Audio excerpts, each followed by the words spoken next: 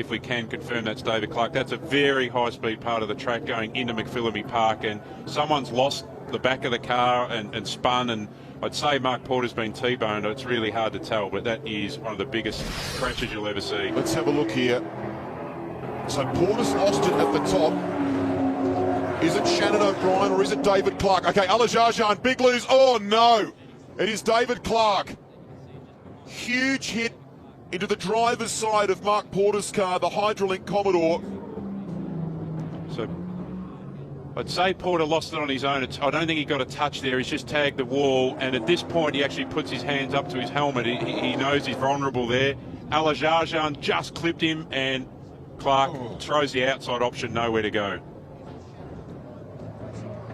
The car that Porter is driving is actually Paul Wheel's old car from the Super Cheap squad, and Paul's done a fair bit of testing and spent a lot of time with him with that car during the year. Phil Curtis, a respected engineer from the V8 paddock here, works on that car across the weekend. There is massive damage to both cars.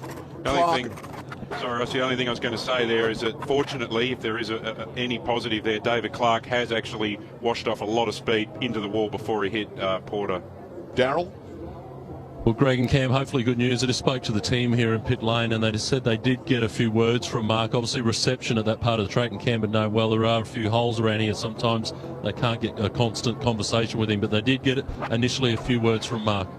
Well, that's good news. And the team of medicos and officials here are doing their best, as they always do, on this this big weekend at Mount Panorama. Clark is a very successful championship-winning go-karter who's...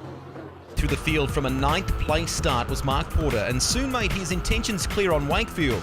Oh, touch! Sensing an opportunity, Grant Denyer tried to capitalise on the action ahead, only to be hung out at turn 1. Who will yield?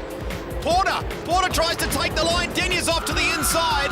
Things were a little heated at the start of race 1. Oh, D'Alberto!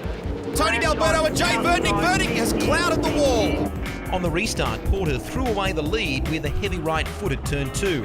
Porter's looped it. He's just got on the power a little bit early coming out of turn 1 there, and he spun it all on his own. He'll be devastated with that one.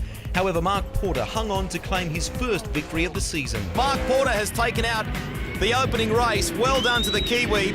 Porter's good run ceased with a power steering issue sidelining the Hydralink Commodore. That'll finish the championship, won't it? Big charge through the field. As Mark Porter, how good are the brakes on that Hydralink Commodore? Shane Price held off the pressure from Mark Porter, but it was again Adam Macro, the race and round winner in Queensland. A fantastic effort from the rookies, Shane Price and Jack Perkins taking 2nd and 3rd in the round respectively, with Price jumping to 2nd in the championship. Excellent performance from both the Black Commodore. But Adam Macro added more points to a large championship lead with a win over Caruso and Pretty. Race 2 and the tight traffic of the reverse grid forced Mark Porter into a spin, hit from behind by Nathan Pretty.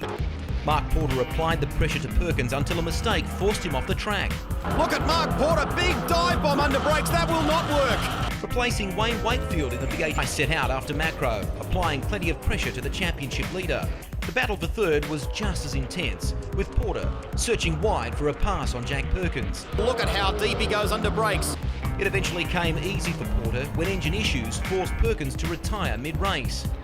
Tragically, the accident claimed the life of Mark Porter, who later died in hospital on the Sunday afternoon. David Clark suffered serious injuries, but within months was well on the road to recovery.